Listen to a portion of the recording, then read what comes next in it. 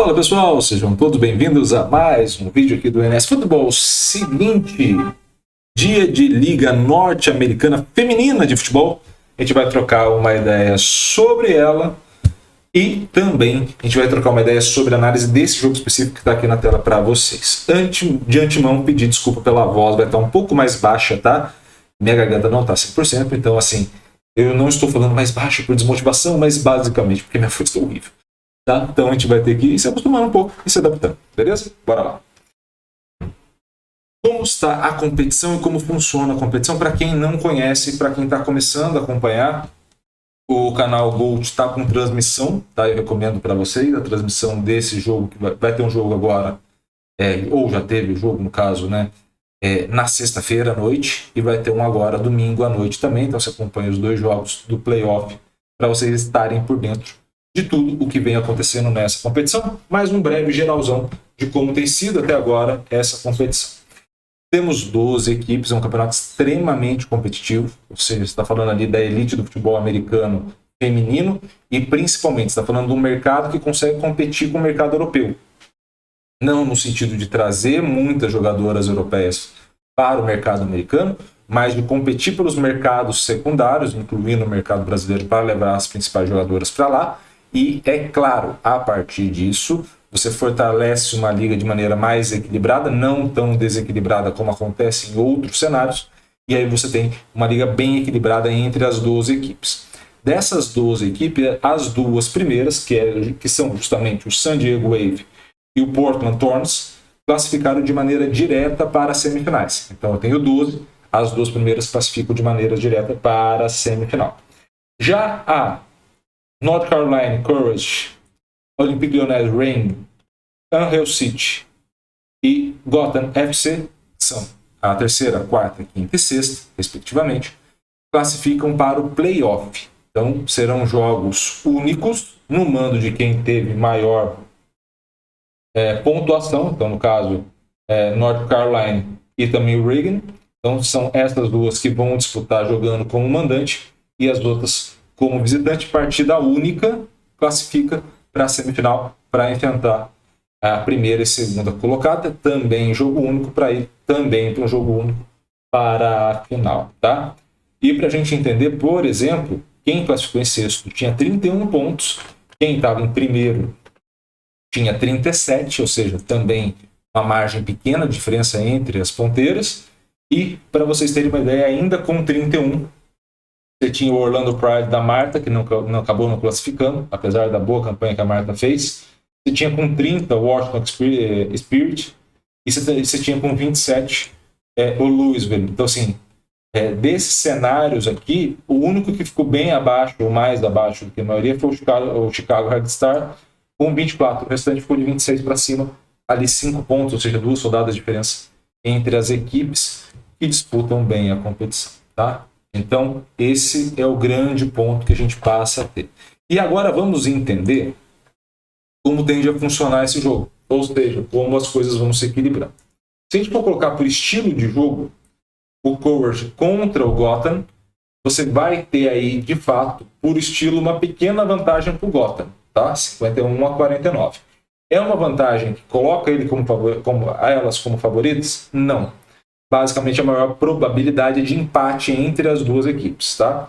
Quando você coloca isso em mando de campo, você tem uma manutenção do overall do Gotham e passa a ter um aumento do overall por jogar em casa do Courage. Então ele passa de 49 para 54, e aí há um ligeiro favoritismo do Courage por conta de jogar em casa, mais do que necessariamente pelos estilos de jogos das equipes, porque isso passa a ser mais equilibrado, tá?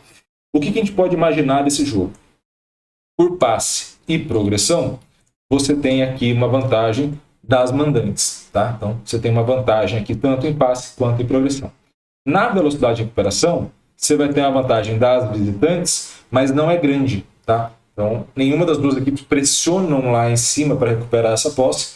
A única diferença é que o Gotham tenta o ataque mais direto e já o Courage tenta a bola mais trocada, mais equilibrada, até chegar mais à frente no campo. Isso é positivo ou negativo, Iago? Esses estilos de jogos diferentes para esse jogo.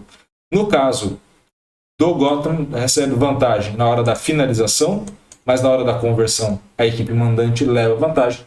Na hora do bloqueio das adversárias, o Courage leva vantagem. Na hora da defesa da goleira, quem leva vantagem é o Gotham. Então você tem um equilíbrio muito grande entre as duas equipes. Esse é o jogo mais equilibrado entre os dois que vão acontecer para esses playoffs. Quando você vai olhar a diferença de estilo de jogo, por exemplo, do Courage contra equipes como o Gotham, e também olhando o cenário de casa e fora, né, o mandante e visitante, você passa a ter em laranja o mando de campo favorável ao North Carolina Courage, e em azul você passa a ter contra o estilo do Gotham. O que acontece nesse cenário? Você tem menos posse de bola contra equipes parecidas com o Gotham, tá? Menos progressão, a velocidade de recuperação é basicamente a mesma. Você passa a ter menos capacidade de bloqueio, menos capacidade de defesa, o que equilibra um pouco, né? Você tem a mesma taxa de chutes certos ao gol e um aumento da taxa de conversão. Então, se nesse primeiro momento eu conseguir, de fato, me defender bem, é o que me dá a vantagem ou que me coloca dentro da partida de maneira mais igualitária.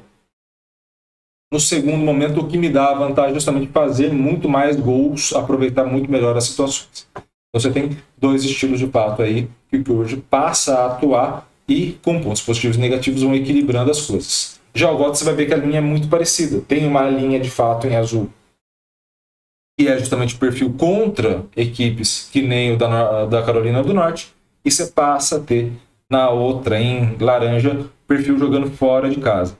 O perfil jogando fora de casa, quando comparado a esse perfil por estilo de jogo tem menos passe, menos progressão e menos velocidade de recuperação, mas acaba tendo mais finalização e também maior taxa de conversão, ou seja, as coisas vão se equilibrando. De maneira geral, o que a gente pode entender desse jogo, e até voltando aqui, é um jogo onde as duas equipes tendem a fazer gol. Então esse é o primeiro ponto que ele é importante. O primeiro gol não é decisivo para esse confronto. Ele pode ser um indicativo de sucesso. Então, por exemplo, se a equipe mandante faz o primeiro gol, é quem tem maior propensão de ponto de partida de vitória, tende-se a consolidar essa vitória, mas vai precisar de mais um, pelo menos, para caminhar a passos largos para isso, justamente porque a equipe adversária tende a fazer também pelo menos um. Já a equipe visitante, ao fazer um, diminui a chance de vitória da equipe adversária e aumenta não só a sua própria chance, como a chance de empate. Mas sabendo que a outra equipe tende a fazer um gol, é necessário também dois para começar a cravar o resultado e a classificação. Ou seja, um jogo muito em aberto. Desses confrontos de playoff é o mais aberto, e conto com vocês não só lá no Gold para assistir, mas principalmente aqui depois. Dá o feedback, ver se a gente acertou a análise do jogo. É sempre muito legal contar com a tua colaboração, beleza? Espero muito que vocês tenham gostado desse vídeo. Se gostou, curta, comente, compartilhe esse vídeo com o máximo possível de gente. E é claro, se inscreva no canal e ative o sininho para receber todas as notificações. Um grande abraço a todos, obrigado pelo carinho, pela audiência e valeu, até a próxima.